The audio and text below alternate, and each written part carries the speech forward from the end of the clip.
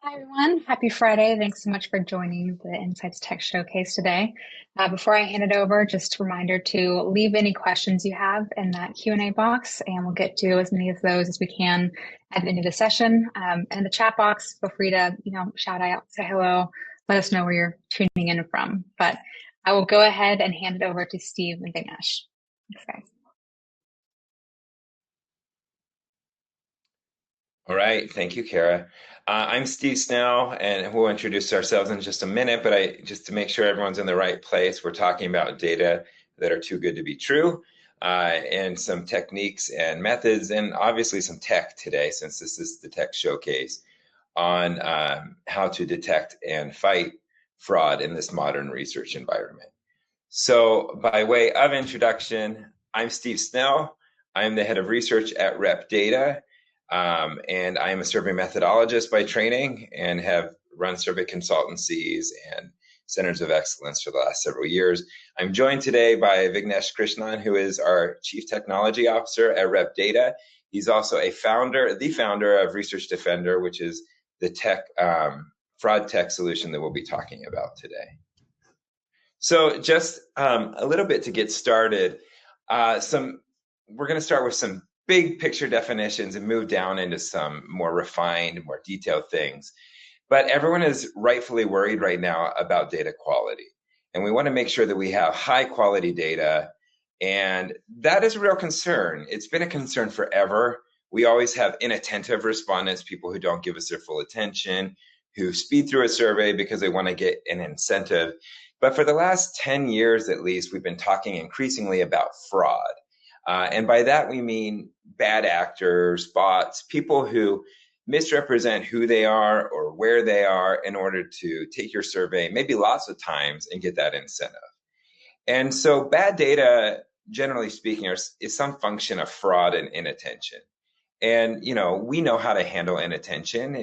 We can try to make the survey more engaging. We can try to make the survey shorter and easier for respondents to answer. There will always be some inattention, but we have some idea that we can address that with design.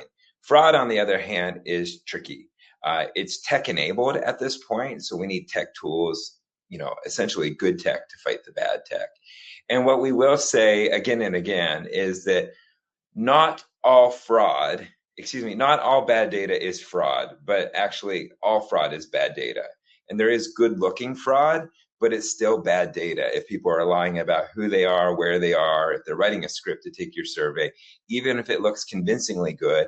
And that is a problem, is that it increasingly looks convincingly good. We want to get rid of it. At the very best case scenario, it's adding noise, inefficiency in our data. Maybe we are right on average, but there's a lot of junk in the data set.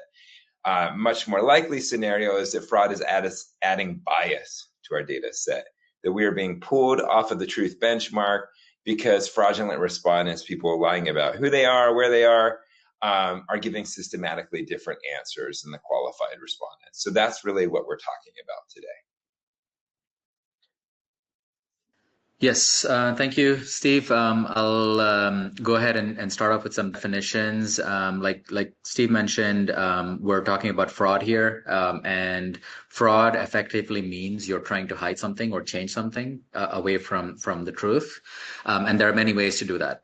So today what I'm going to do is I'm going to focus on a few technical items. As you can imagine, there are literally thousands of lines of code. We're only going to give you examples of 5 of them today because of time. And this is the list, right? So first of all, I'll start with the cookie clearing. We all have done it, right? We do it for good practice. We do it to, let's say you have a machine that's running slowly, you clear your cookies. That's something that we've been, very used to. Then I'm going to get into some technical details around developer tools. Some of us might have heard of it, some of us not. We'll give you that definition later today. I want to talk about the specific role that geolocation plays or can play in survey methodology and how to use it or in some cases not to use it. Proxies and VPNs, again, I think there's a fairly common things that we know. Many of us have probably used VPNs, either by need or necessity because it's part of our job, or by, virtue of the fact that we just want to, have a little bit more privacy. And the last one is user emulators. As the name suggests, emulates other devices. Again, I'll give you a quick demo and a quick video on that one. So if we can just go on to the next slide, please. So as promised here, and we'll just go through a very quick demo of someone trying to clean up their cookie, right? And why this is important is that it gives us, in a way, primes us to understand the processes that some people, basically, or many people do to clean up their cookies, but not just the process, but how easy it is. And you can really bet our lives on the fact that if you have cheaters who are around, the first and the very simple basic thing that they do is to wipe out their cookies, right? And essentially, as we speak, it took us all of a minute or maybe even 30 seconds, wherein that specific check for cookie is gone now. So if you came in to take a survey 8 minutes, 10 minutes ago, and you're only using a cookie check, you can now duplicate yourself and be a new respondent and get a new payout in the same survey by deleting your cookies. If you can just go to the next one, please. So proxy VPN usage. Here, we're going to share a little bit more interesting example. I live in New Orleans, and the gentleman who executed this project also lives in New Orleans. You can see that you can see the bayou and the backwaters there in the image. But suddenly we want to be a doctor from Canada, right? So we set the VPN. In 10 seconds, we have now a base in Canada, right? So we can take a survey there. We can have different payouts. We have essentially cleaned out our tracks. We did the cookie thing. We did the VPN that we just went through, and we're back in New Orleans now. So as you can see, again, within the course of 15 to 20 seconds, you have changed our entire address. There are hundreds of thousands of VPN options there. This was called Tunnel Bear, and you can essentially be from anywhere in the world that you want to be, right? So you can be from Mexico, you can be from Canada, of course, you can be from the other side of the world. And essentially, as the name suggests here, the Tunnel Bear essentially creates a quote-unquote tunnel that your data passes back and forth through. And you can show up in Canada.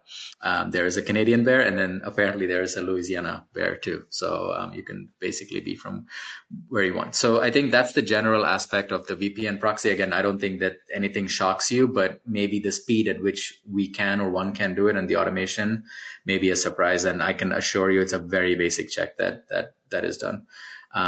We can just move on to the next one. So developer usage, this is a slightly more tricky thing, but I just wanted to give you a flavor of it. In this case, what we're going to do is we're going to pass back and forth some data. So in this case, we can see that the computer that's being used is a Windows 10 machine with a Chrome browser, okay?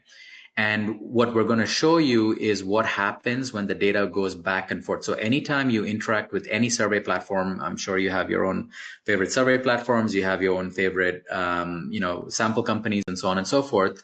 This API can track to see whether someone is watching you, right? So in essence, what we're doing is we're watching the watcher. Because when cheaters go through and they try and get data or try to fraudulently manipulate a survey, they want to see what API data points you're tracking. So in this case, you can see here that as the window on the right side is open, the API on the left side is basically watching that those watchers are watching us. So it becomes kind of a bit of an arms race situation, but hopefully, we'll try to be on top as much as possible here. So you'll see when this API refreshes, your threat potential score is 79, which is on the higher side. And again, what the highlight shows there is it's high, right? So now basically what it's doing is it's saying, look, a regular survey taker on average shouldn't be having their developer tools open, because that's a very unusual behavior, right? So maybe there are very niche, small level use cases, but even as someone in technology, when I take surveys, whether it's a honors point system or whatever it is that I'm giving feedback for, I'm not opening the developers tool. That's a very unusual act. So that's another, just a little tidbit of the fact that there's a lot of data that goes back and forth through your browser, and cheaters are watching us all the time to see what we're doing. We can go on to the next one, Steve, if you don't mind. So this one is an interesting one, the geolocation check. So we'll just give you a demo of this, and the best analogy that I can share here is that of like OpenTable, right? So if you go to OpenTable and you use the default settings, so I live in New Orleans, like I mentioned, sometimes because of the way the data is transported, it goes through the AT&T servers in Dallas. So I get recommendations in Dallas until I am asked to share my location. Like, can this device track your location, just like it showed? So here you can see the longitude and latitude. It goes down to, I think, 8 or 9 digits. So in that case, what happens here is that you can have basically a process that essentially gets to where you're sitting almost, right? So this is where there's a philosophical question almost.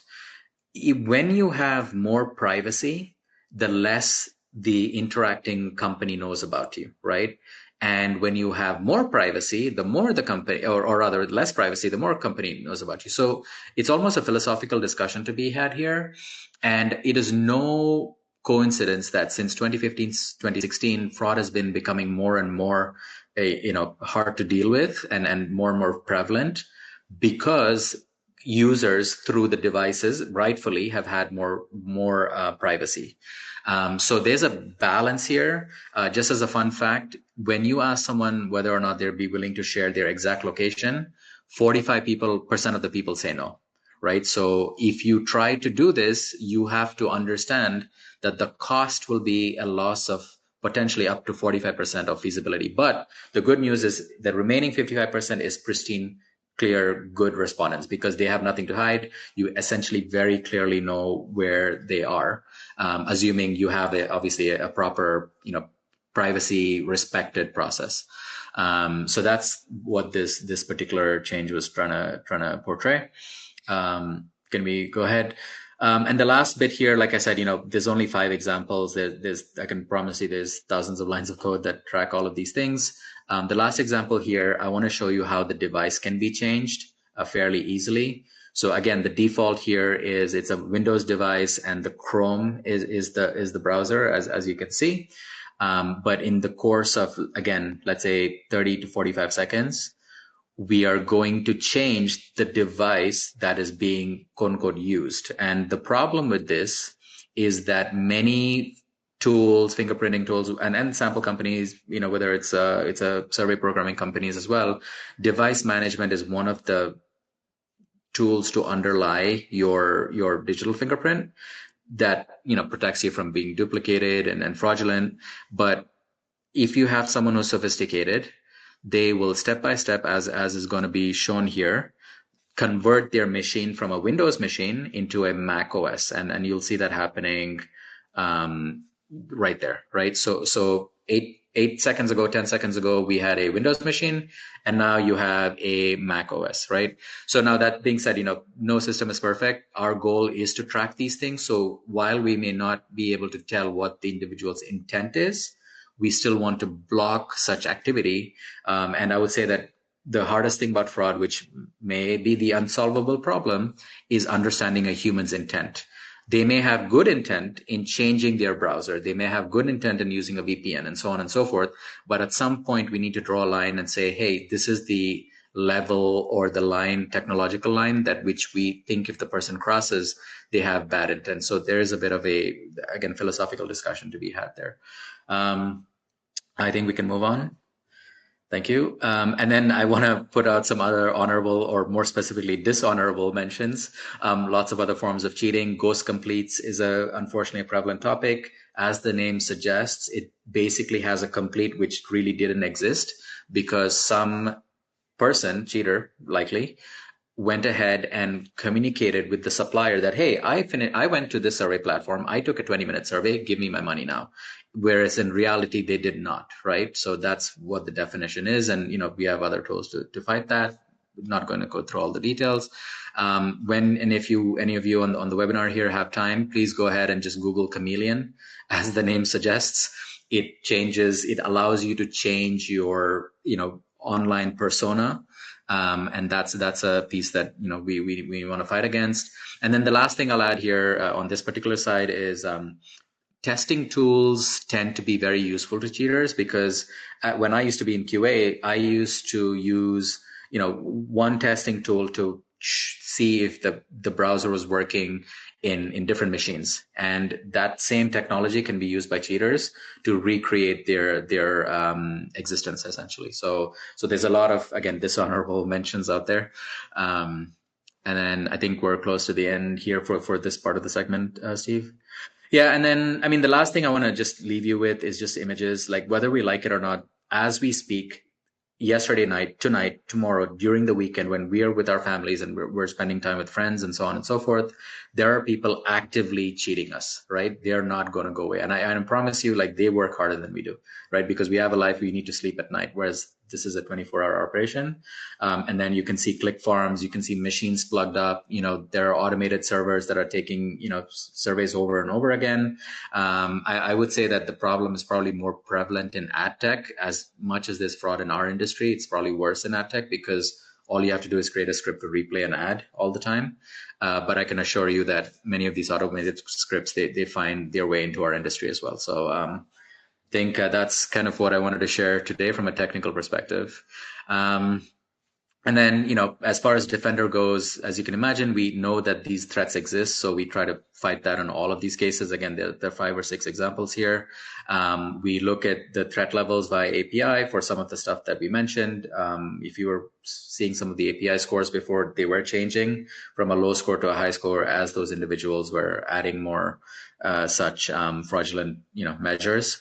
Deduplication is an important thing, because most people who come in, once they get hold of a survey, it is easy for them to repeatedly hit that survey than to try and qualify elsewhere, right? So duplication actually is a powerful tool to fight fraud.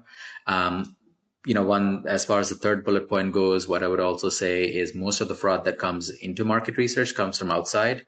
There are click farms like we just saw. The old process of double opt-ins and so on and so forth is fairly trending away now. So anytime someone comes into the industry or to take a survey, likely they have committed fraud elsewhere via fake Amazon reviews, via being part of an network that was faking ad views and so on and so forth. So there's a lot of sophistication there. And then the last thing is there's also like the aspect of professional survey taking. So some people may not be bad inherently. They're where they say they are, but they're taking 10, 18, 25, 45 surveys, 100 surveys because they want to qualify, right? And by being who they are, they also lie about the answers. So it is not a duplication fraud or a technological fraud, but it's an intent fraud. And those are, 2 separate things. And then, of course, getting into the questions, we've seen a lot of gibberish in the past, unrelated, responsive answers. Steve mentioned some differences between fraudulent data and poor quality data. And that's where that kind of picks up potentially on the 2 as well. So again, these are just 5, 6 examples of stuff that we look at beneath the hood. So thanks, Vignesh. We spent a lot of time showing you how quickly and easily, in the spirit of a demo, how quickly and easily fraudulent actors can, really introduce bias and problems into your survey. We want to pivot now and talk about Research Defender to show you really what we're doing. And this is, again, to Vignesh's point, this is a high-level summary of what we're doing in Research Defender. This is a pretty detailed, granular view. As he's talked about before, we use pretty advanced, sophisticated digital fingerprinting. We call it our search tool, which is looking at duplications, but also all these suspicious technology pieces, many of which, the emulator usage, the Vignesh demoed, these other tools. And you can see over X number of days, we have 160,000 people attempt to take a survey, and we're blocking 47,000 of them, which works out to 30%. And you can see most of it is because of this digital fingerprinting, because they're using suspicious tech, because they're duplicate entry, or because they're on sort of the no-fly list. You know, Vignesh talked about how fraud comes in from other industries, and we're checking against those other lists and saying, what do we know about this person just based on their IP address and whether they've been flagged for fraud by someone else, including in retail and ad space. The next things that we're looking at review and activity. Activity is this hyperactivity, people attempting hundreds of surveys a day. That's a bad actor. Again, we don't want to overly penalize people because we know as researchers that lots of respondents are going through routers and maybe they're attempting a couple surveys before they actually qualify for one. But if someone's attempting 100 surveys a day, that's literally hours of time. And that is highly correlated with intent to commit fraud. And then that middle one is this review block where we're looking here at mostly a pre-survey question, which allows us to see in this open-ended pre-survey question, do they behave like a human typing an answer thoughtfully? Or are they doing something sort of nefarious? Are they copy and pasting? Are they using an in-browser translator to answer a question they don't understand? Are they typing at a normal keystroke, or are they, doing something very strange? So this is a way to think about what Research Defender can do for you. And then the next piece is really to understand why it matters. I think I don't have to convince a lot of people here that it matters, but we ran a typical study, and what we did differently is rather than terminate the bad actors, which is how Research Defender normally works. Someone approaches your survey, Research Defender identifies them as a bad actor, they're shunted away from your survey, they don't touch it. In this case, we left Research Defender on, but we turned down its markers all the way, so they were being marked as fraudulent, but still we were letting these people in through the front door. So just as we showed previously over the last several days, there was about a 30% block rate. Here we would have had 31% of our respondents blocked, but again, we let them through. And you can see this advanced digital fingerprinting and known duplicates that I broke out here separately, but about 28% of all people that came into the survey were either known duplicates or flagged for suspicious tech, suspicious, background. These are dodgy respondents doing dodgy things. 6% in this particular study, which was fielded in November of last year, were flagged for attempting far too many surveys, and a few more for their bad open ends. And what I can tell you is if we take these data and we strip the flags away and give them to a data cleaning team, the data cleaning team recommended we remove 10% of the data. That's really low. There's a lot of false negatives there because we know before they started that 31% of these were flagged as fraud. These are bad actors. But the data cleaning team, without all those tech-enabled pieces, just looking at responses, who straight lines, who speeds, who fails attention checks, and so forth, they only flag about 10% of the respondents. And you can see this is a bit of a mosaic plot. 31% were flagged as fraud and 69% are qualified completes. 90% make it through data cleaning and 10% do not. The good news is 64% of all respondents in the study are qualified completes that make it through data cleaning. The bad news is that's only 64%. If we're paying for 100% of the responses, but only 64% of them are usable because they're from real people who gave qualified responses, that's a little disheartening. The other discouraging piece of news is that about a quarter of them are good-looking fraud. That means they got flagged by Research Defender, but then made it through data cleaning. So they gave responses that were sufficiently convincing that without a tech prevention, tech detection platform, you're probably going to let those people in and they're going to be in your final data set. Just the pink bars here are people that passed Research Defender, the purple, those who got cleaned. So of 603 that were flagged by Defender, only 94 would have been cleaned in data cleaning. And you can see by all of our flags, the pink bars are a lot bigger than the purple. So if we're just relying on data cleaning, we're missing most of the fraud. And then finally, I wanted to show, a lot of times people say, well, we'll find the bad actors, the fraud, through tricks and trap questions. And I think those are important for understanding attention. But when it comes to fraud, we found, as did the Pew Research Center a few years ago, that fraudsters, the pink bars, are passing attention checks at about the same rates as qualified real human being respondents. So these tricks and trap questions aren't really doing much to help us suss out the fraud. So there's a fair amount of respondents in most research studies who are fraudulent actors doing bad things. They're mostly humans, but they're humans using tech to commit fraud at scale. And they're getting past data cleaning, and they're getting past tricks and trap questions. And therefore, they're probably inserting, at the very best case scenario, noise into your data set, but more likely still a lot of error and bias. So with that, we wanted to open to questions, and thank you for joining us today. Wonderful. Thank you both so much. That was great. If anybody was joining late, this session will be available on demand as soon as it's over. There's also a big button on the page that says book time with me. I believe that gives a direct email to one of you if you connect more. So we have just a couple minutes for questions. Feel free to keep leaving them in the chat box. A couple here. Is there a way to completely penetrate and truly validate respondents?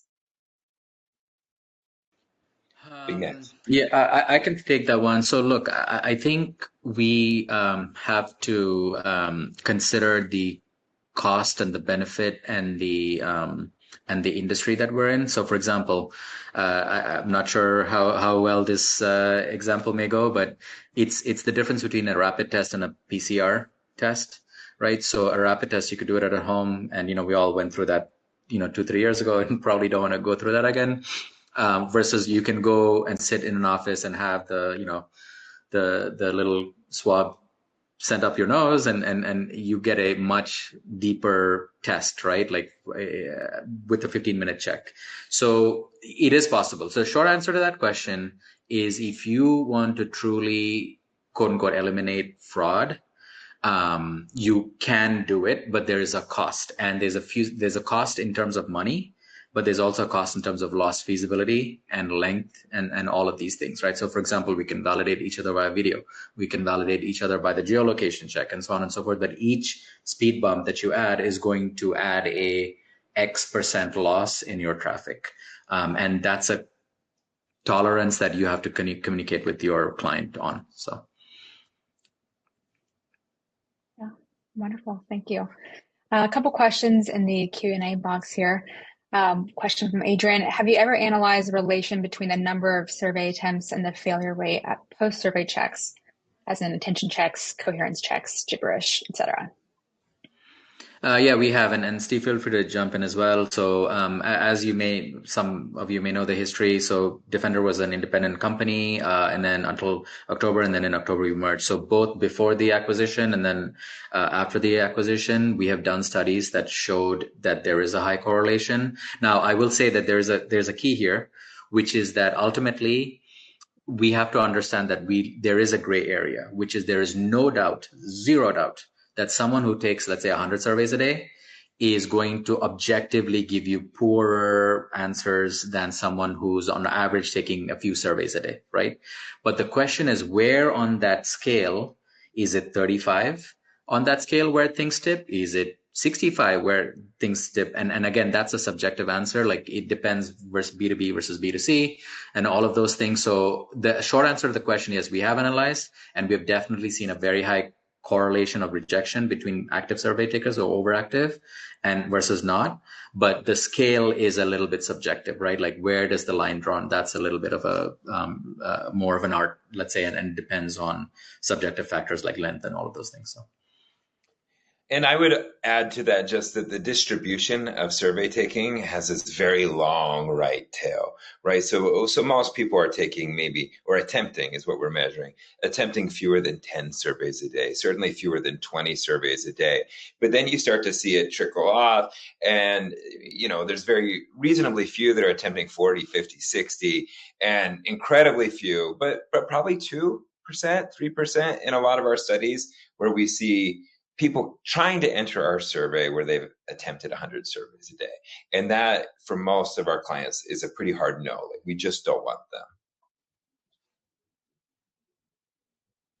Perfect. Thank you. We have about 30 seconds left, so I want to try to wrap up. We do have one more question in here from an attendee asking about just understanding the model of working with you. They're wondering who's on your client list. Not sure if that's something that you guys can fully divulge, but they're wondering if it's mostly research providers. Just wanting to understand more. Well, we won't name names, but I think what we'll say is that we work obviously with research agencies, market research agencies. We work with suppliers, but we also work with corporate researchers. You know, anyone who is interested in really trying to get the best quality possible out of the panels that they work with. I mean, there's lots of ways to engage with rep data and access this Research Defender tool. I mean, from everywhere from if you're a DIY buyer, we can set that up so that you can buy sample in a way that every respondent is being passed through Research Defender. We also have a really robust managed services arm where, again, our project managers will set up your project for success and make sure everyone that comes through your survey has passed through Research Defender and is a qualified respondent based on all of those checks. Perfect, thank you. And Vignesh, I see you're responding to some questions in the chat, so thanks for doing that. We are a little over here, so we have to wrap up, but thank you both so much for your time, and thank you everybody for attending the session. We'll see you all in the next one. Have a great weekend.